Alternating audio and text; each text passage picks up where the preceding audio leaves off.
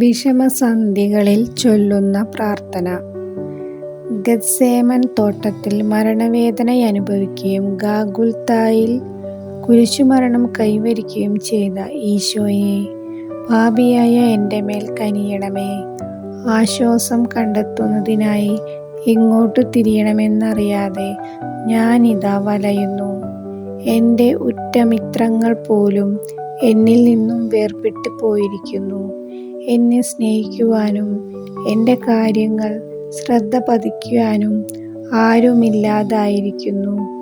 ഈ അവസരത്തിൽ എന്നെ സ്നേഹിച്ചു പരിപാലിക്കുന്ന ഒരു പിതാവ് സ്വർഗത്തിലുണ്ടെന്ന് എന്നെ ധരിപ്പിക്കണമേ.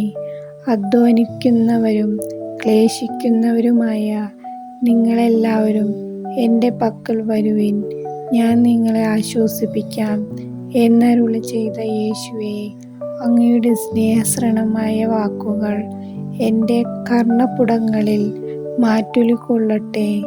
നിങ്ങളുടെ ദുഃഖം സന്തോഷമായി മാറും എന്നരുളി ചെയ്തുകൊണ്ട് ശിഷ്യന്മാരെ ആശ്വസിപ്പിച്ച കർത്താവേ, എനിക്ക് പ്രത്യാശ നൽകണമേ.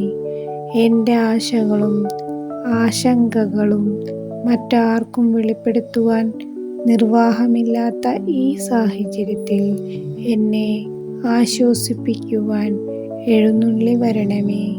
കുന്തത്താൽ കുത്തി തുറക്കപ്പെട്ട അങ്ങയുടെ തിരുഹൃദയത്തിൻ്റെ വരപ്രസാദവും ആശീർവാദവും എന്നും എന്നോടു കൂടെ ഉണ്ടായിരിക്കട്ടെ. ആമേൻ.